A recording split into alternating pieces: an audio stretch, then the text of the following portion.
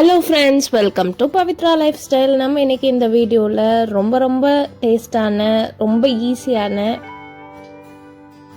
பச்சை பருப்பு வச்சு ஒரு சாம்பார் எப்படி செய்கிறதுன்னு தான் பார்க்க போகிறோம். இது செய்கிறது ரொம்ப ஈஸி. இது டேஸ்ட் அல்டிமேட்டாக இருக்கும். இது நல்லா சூடாக இருக்கிற இட்லியில் ஊற்றி சாப்பிட்டிங்கன்னா டேஸ்ட்டு வேறு லெவலில் இருக்கும். கண்டிப்பாக நீங்களும் ட்ரை பண்ணி பாருங்கள். வாங்க எப்படி செய்கிறதுன்னு பார்த்துடலாம். அதுக்கு ஃபஸ்ட்டு ஒரு கிளாஸ் பச்சை பருப்பு எடுத்திருக்கேன்.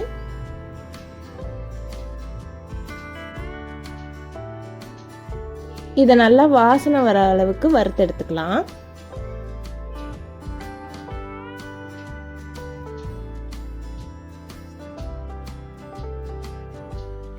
வாசனை வந்ததும் இது தனியாக எடுத்து வச்சுக்கலாம். இதுக்கு தேவையான பொருள் ஒரு 15லேருந்து 20 சின்ன வெங்காயம், 2 தக்காளி, 4 பச்சை மிளகா, 6லேருந்து 7 பல் பூண்டு. நம்ம ஆல்ரெடி வறுத்து வச்சிருக்க பாசிப்பருப்பை நல்லா வாஷ் பண்ணிட்டு எடுத்து வச்சுக்கலாம். அது கூடவே நம்ம தக்காளி, வெங்காயம், பூண்டு, பச்சை மிளகாலாம் வச்சிருந்தோம் இல்லையா, அதெல்லாம் ஆட் பண்ணிக்கலாம்.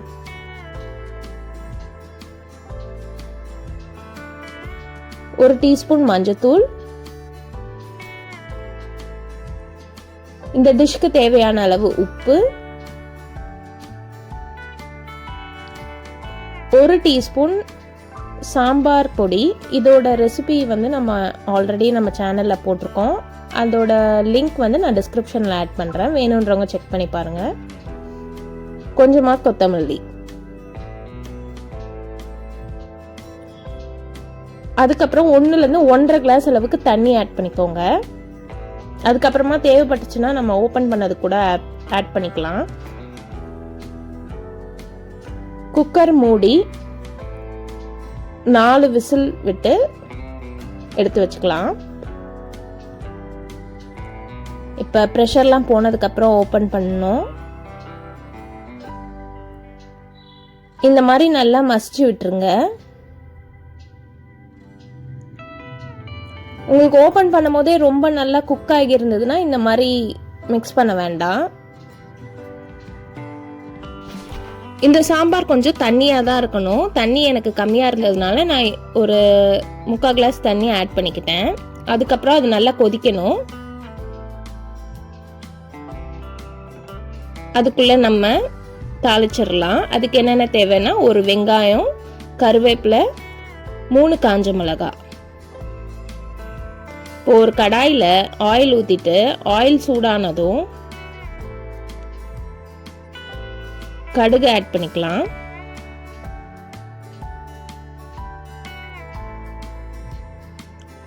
கடுகு பொரிஞ்சதும் கொஞ்சமாக வெந்தயம், ஒரு 1/4 டீஸ்பூன் அளவுக்கு சீரகம், அதெல்லாம் நல்லா பொரிஞ்சதும் நம்ம வச்சிருந்த காஞ்ச மிளகாய், வெங்காயம், கருவேப்பிலை எல்லாத்தையும் ஆட் பண்ணிக்கலாம். இதெல்லாம் நல்லா கோல்டன் ப்ரௌன் ஆகிற அளவுக்கு வதக்கணும்.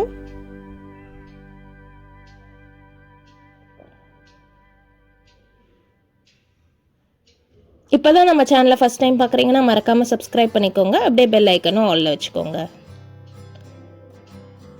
கோல்டன் ப்ரௌன் ஆனதும் அதை எடுத்து நம்ம ஆல்ரெடி குக் பண்ணி வச்சிருக்க சாம்பாரில் ஆட் பண்ணிட வேண்டியதான்.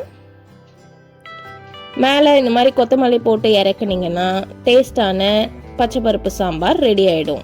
இதை நல்லா சூடாக இருக்கிற இட்லியில் நல்லா நிறைய சாம்பார் ஊற்றி சாப்பிடணும்.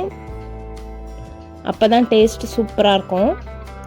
இதே மாதிரி நீங்களும் உங்கள் வீட்டில் ட்ரை பண்ணி பார்த்துட்டு எப்படி இருந்ததுன்னு கமெண்ட்டில் சொல்லுங்கள். நெக்ஸ்ட் ஒரு வீடியோவில் உங்களை பார்க்குறேன்.